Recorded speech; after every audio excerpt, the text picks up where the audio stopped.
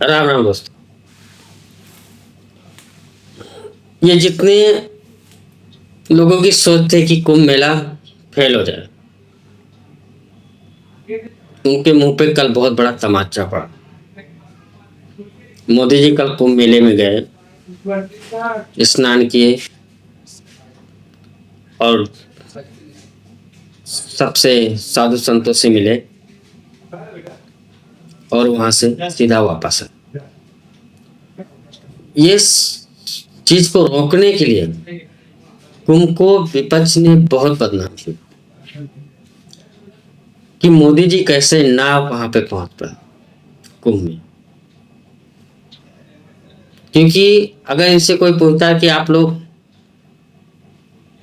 अयोध्या क्यों नहीं गए, तो सीधा से कह देते थे कि प्रधानमंत्री भी तो कुंभ में नहीं गए। ये इन लोग की जो कुंभ को बदनाम करने की और जो इतने भगदड़ पे लेकर के जो गिद्ध निगाह इन लोग की थी, जो भी इनकी साजिश थी, उसका एक कारण ये भी था कि मोदी जी किसी भी तरह से कुंभ में ना जा सके। लेकिन मोदी जी कुंभ में जा करके और डुबकी लगा करके और जैसा स्टीम में सैर कर रहे थे योगी जी और मोदी जी, एक ही स्टीम, इनकी जल के राख हो गई होगी। ये चीज की मैं आप लोग को गारंटी देता हूँ, इनको बर्नौल कम पड़ा होगा। ये जितने आपीए और कांग्रेसी लिफ्ट लिबरल कवाल मीडिया लोटेंड मीडिया वाले जितने हैं, इनको ना बर्नौल आज कम पड़ गया होगा। जैसा मोदी जी और योगी जी स्टीम में घूम रहे थे, डुबकी लगाए और भगवा वस्त्र में, वो भी मोदी जी कुंभ में डुबकी ही नहीं लगाए और जा करके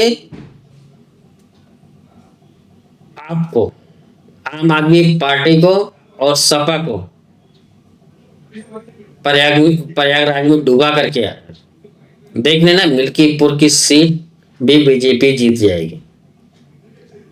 तो योगी जी और मोदी जी यही बात कर रहे थे कि कौन से घाट पे कांग्रेस पार्टी को डुबाऊं और कौन सी जगह आम आदमी पार्टी को और सपा को डुबाऊं।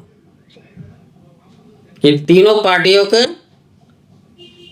अस्थि विसर्जन करने के लिए गए थे मोदी जी। ये बात मेरी याद रखना, ये तीनों पार्टियों की अभी तक तो ये गिरी थी, अब और नीचे स्तर तक गिरते गिरते जाएंगे। तो इनका विसर्जन मोदी जी प्रयागराज में करने के लिए गए और योगी जी ने मनी मन खुश हो रहे थे कि चलो जो ये वामी कामी मीडिया है, इनसे छुटकारा तो मिल जाएगा धीरे धीरे। लेकिन ये किधर, ये कुत्ते की वो दुम है जो कभी सीधे नहीं होने वाले हैं। मिल्कीपुर में बीजेपी ने सीट जीतने के बाद अखिलेश मुंह दिखाने लायक का नहीं है। ये मिल्कीपुर की सीट जो है 2027 के लिए एक योगी जी के रास्ता आसान बना रहा है। वैसे बीजेपी मिल्कीपुर हार भी गए तो कुछ फर्क नहीं पड़ेगी, लेकिन ये जो ये अयोध्या का राजा के नाम से अवधेश प्रसाद को जो फेमस किया था, वो नैरेटिव इनका डाउन हो जाएगा। फिर अयोध्या का भिखारी नाम से जाना जाए। अरे अयोध्या का राजा कैसे हो सकता है? अयोध्या का राजा तो सिर्फ श्री रामचंद्र जी ही। हाँ, लेकिन अभी इलेक्शन में राम हनुमान बहुत करने लगा।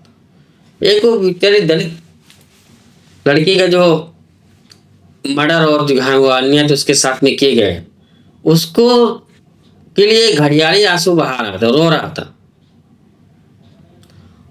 और एक ओबीसी के निषाद की लड़की के साथ में जो हवानियत रेप हुआ था, उसको लेकर के इसके मुंह से एक भी जबान नहीं निकला।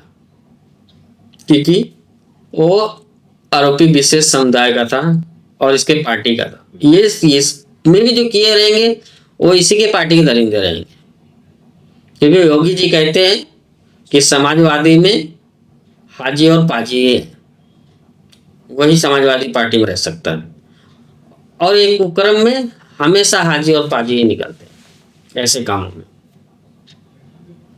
तो दोस्तों, खुशखबरी है कि मिल्कीपुर सीट भी बीजेपी जीत रही है और योगी आदित्यनाथ जी के लिए रास्ता आसान हो रहा है।